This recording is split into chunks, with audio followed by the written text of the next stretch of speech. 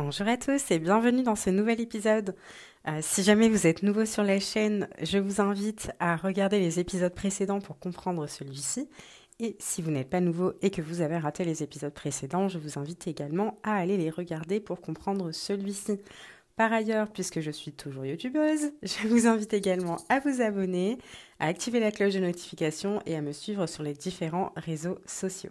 Donc dans la suite chronologique de nos précédents podcasts concernant le cycle des âges et les ères zodiacales, nous allons sans plus attendre entrer dans l'ère du Balance.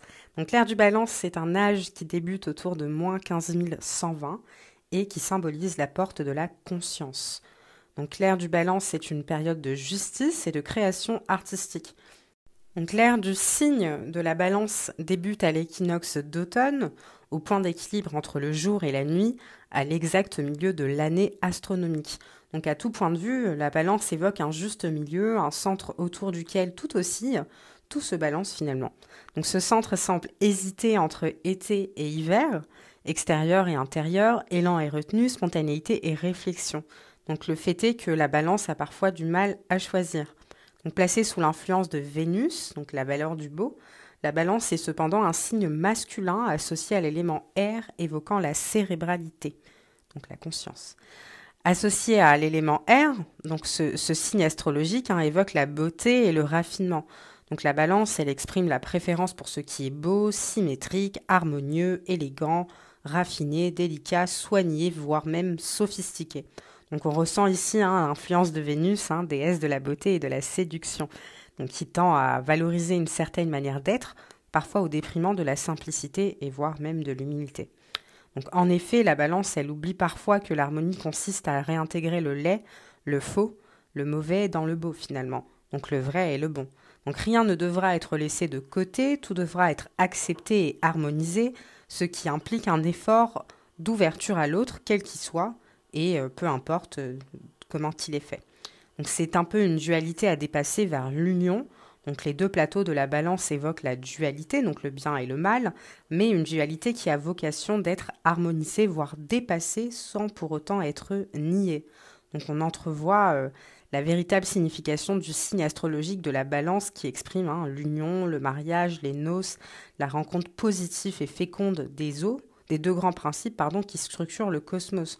Donc à ce titre, la Balance, elle rappelle directement le symbolisme du Taijitu, donc le yin et le yang. C'est ainsi que la Balance recherche toujours la médiation et la conciliation afin de construire une nouvelle manière de vivre ensemble. Et d'ailleurs, dans le symbole du yin et du yang, dans chaque point, c'est-à-dire que ce soit dans le blanc ou dans le noir, vous avez une part des deux.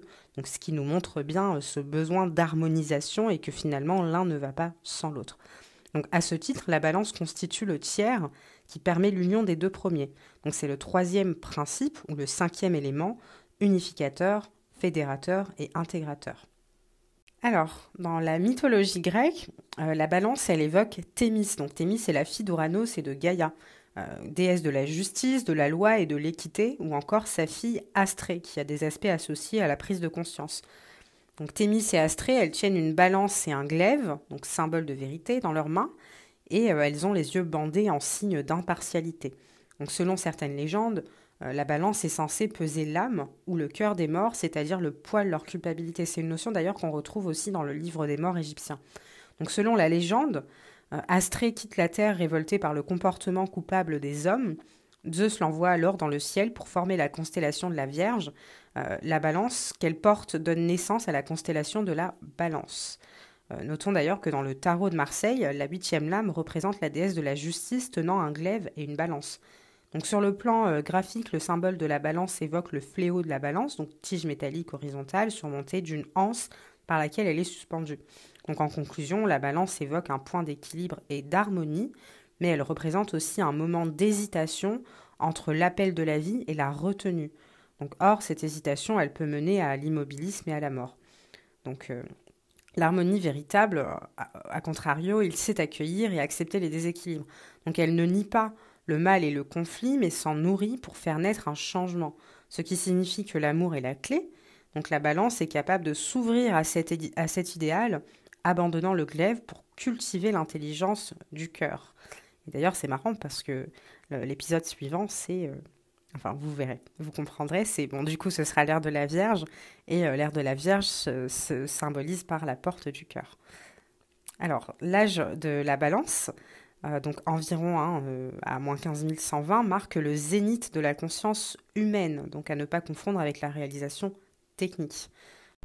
Donc, durant cet âge, la sagesse et la connaissance étaient codées dans l'histoire et le mythe, donc ancrées dans des lieux naturels tels que les grottes et des sanctuaires. Donc si la conscience suit la forme, comme je le crois, à mesure que la conscience change, nos paramètres physiques changent aussi, donc beaucoup plus rapidement que la théorie de l'évolution scientifique actuelle nous le permet de le croire.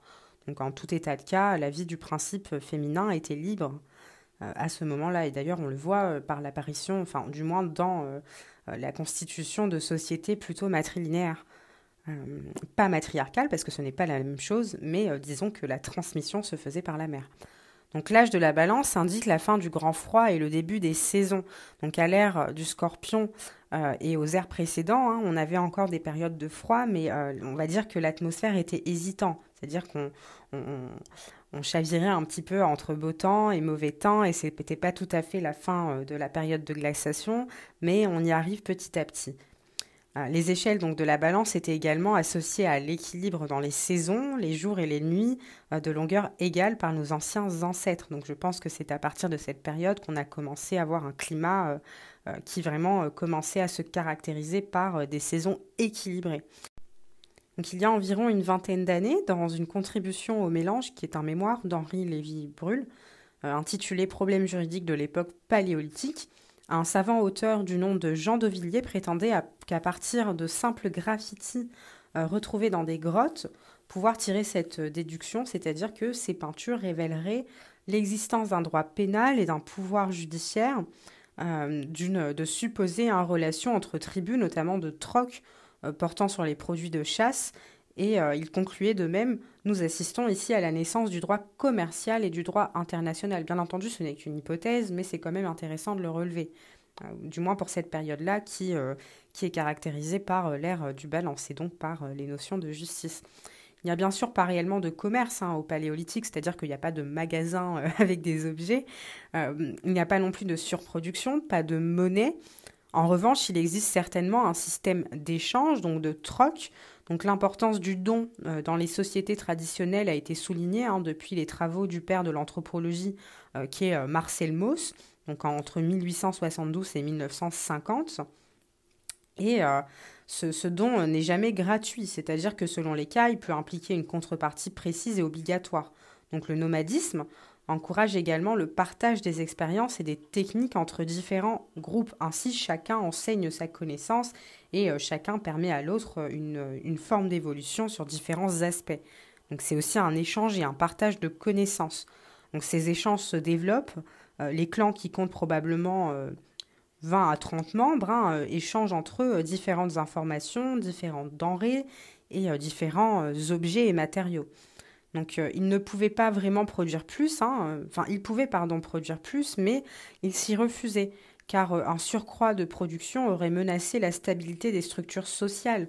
Donc, il s'agissait d'un choix politique ayant pour but le rejet donc, de l'agriculture et de la sédentarisation à ce moment-là. Mais je dirais que la seule certitude qu'on puisse avoir, c'est que l'homme du paléolithique se contentait d'une économie de ponction, c'est-à-dire qu'il prélevait son besoin immédiat sans chercher à augmenter un rendement comme on peut le voir dans nos sociétés actuelles. Donc dans cette économie de subsistance, il n'intervenait pas sur la nature pour produire quelque nourriture que ce soit.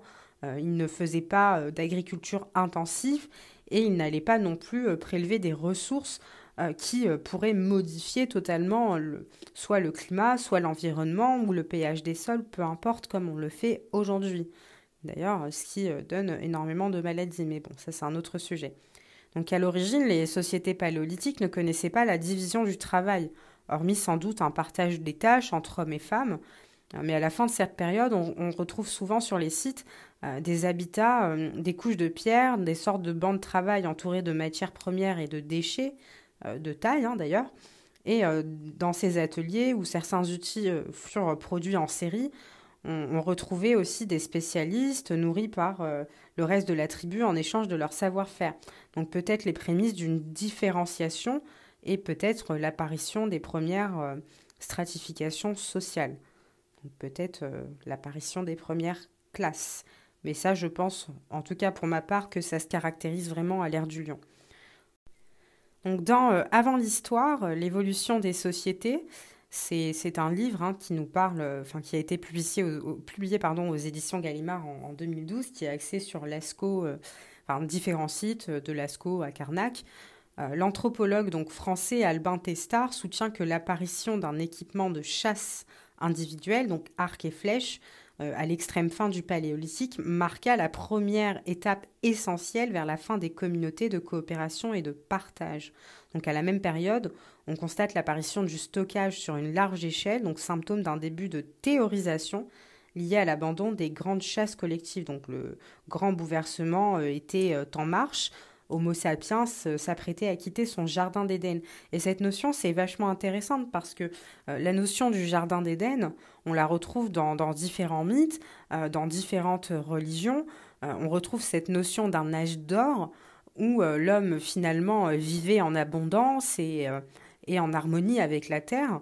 Et puis la décadence a commencé à arriver, c'est-à-dire que la dégénérescence même de l'esprit s'est caractérisée par justement la chute du Jardin d'Éden, du coup, donc la chute de l'homme qui prend conscience de sa dualité, donc des notions de bien et de mal, et qui va devoir du coup plonger dans les profondeurs de son esprit à travers ces différents airs afin de comprendre sa divinité et de rechercher finalement sa propre lumière.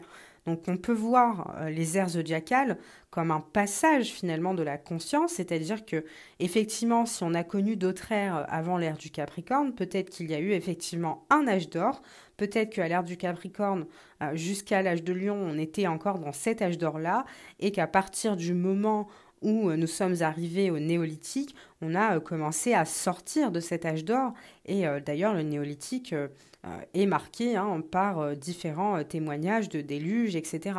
Donc on peut penser qu'effectivement il y aurait un lien entre ces différentes ères zodiacales et nos différentes histoires, ou du moins ce qui est rapporté de l'histoire. Donc ça reste assez intéressant à étudier parce que effectivement, si on pense que les astres ont eu une influence sur la psyché, ou du moins que l'univers a été fait de cette manière-là pour qu'on puisse évoluer en conscience, il y a effectivement des liens que l'on peut faire entre les différentes cosmogonies, les différentes cosmologies, les différents mythes et les différentes religions. Ce qui nous apporte, je dirais, peut-être une connaissance supérieure sur ce que pourrait être là ou les différentes vérités concernant notre vie en tant qu'humain et puis finalement notre but et notre quête spirituelle du coup et aussi matérielle puisque l'un ne va pas sans l'autre. Donc ça permet finalement de comprendre quel est notre but dans cette incarnation dans la matière et comment appréhender ces différents âges qui caractérisent différentes portes d'ouverture pour la conscience. Voilà, donc on n'a pas beaucoup de données, encore une fois, sur le paléolithique, donc j'ai pas trouvé plus de choses à dire que ça sur l'ère du balance en termes de notion de justice. Il n'y avait pas énormément de données. Et puis pour ce qui est de la création artistique, on a toujours énormément de représentations, que ce soit dans les différentes grottes, mais pas grand-chose qui témoigne, on va dire, à part ce que j'ai pu dire tout à l'heure, d'une apparition d'un système judiciaire à proprement parler. Donc c'est vraiment les bases à partir des systèmes d'échanges commerciaux, etc.